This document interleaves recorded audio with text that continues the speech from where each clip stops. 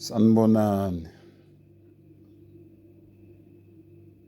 Kini nonke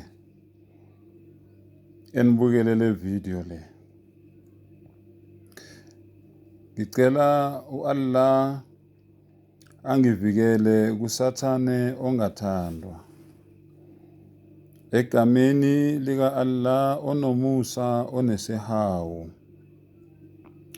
Inkazimulo yonke imfanele yena yedwa, umdala weyinsuku, umenzi wezinto zonke, umveli nqangi. Abaningi ke mangikhuluma bathi ngiyena umZulu ngoba ngisuke bese ngiqala ngikhulume ngesi-Arab. Ngicela ukunitshela bafowethu, ngingumZulu phaqa. Noma ngikhuluma isiZulu, noma ngikhuluma isiNguni, noma ngingumnguni ngoba ukuba umZulu lokhu nako kunomlando omude odinga esinye isikhathi. Ngizozama-ke ukuthi ngingalisebenzisi ulimi lesi-Arab ukuze abantu bakithi bangizwe kahle. Ngikhuluma-ke isiNguni noma isiZulu. Aziziningi izinto esizilethile la ey'nkundleni zokuxhumana. Munye umlayezo esiwudlulisayo. Exodus 20 verse 3. Ungabi nabanye onkulunkulu ngaphandle kwami.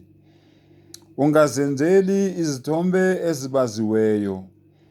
Namfanekiso walutho okusezulwini phezulu, nokusemhlabeni phansi, nokusemanzini ngaphansi komhlaba.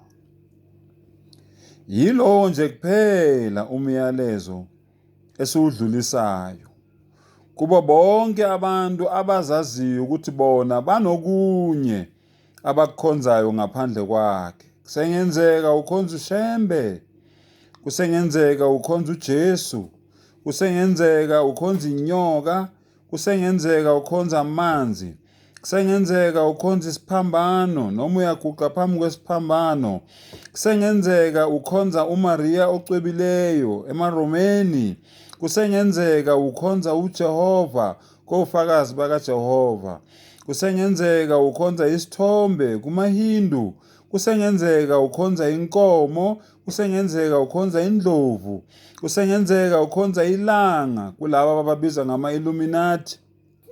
Kusengenzeka wena uyi-agnostic, uyilabantu laba abathi umdali wadala umhlaba wawuyeka wazihambela wona ngokwawo, akasenaso isabelo noma amandla okwenza noma yini emhlabeni ukuze umhlaba uqhubeke nokufunctiona noma nokuhamba noma nokusebenza ngendlela usebenza ngayo. Kusengenzeka wena uyi-atheist, labantu labo abathi umdali akekho. Munye umlayezo esiwuletha kuwe. Ungabi nabanye onkulunkulu ngaphandle kukamdala weyinsuku, umenzi weinto zonke, umvela kuqala, umveli nqangi. Awukho komunye umlayezo esiwudlulisayo.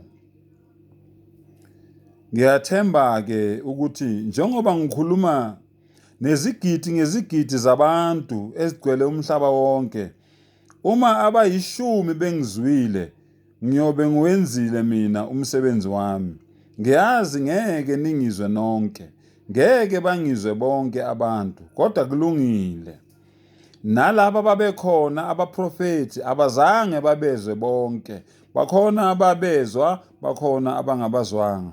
Nami angibhekanga ukuthi wonke umuntu ophila emhlabeni angizwe, kodwa leyo ngcosana leyo ezongizwa kuzobe kukuhle kuyo, kube kuhle nakimi. Sengathi-ke umdali angasipha amandla, asivule amehlo, sibone iqiniso njengoba linjalo. Ngiyazi liyababa lona, kodwa ekugcineni liyamkhulula umuntu. Uma uvula incwadi kaJohane 8 kuverse 32, niyakulazi iqiniso bese liyanikhulula. Nkosi yomusa inibusise. Amen.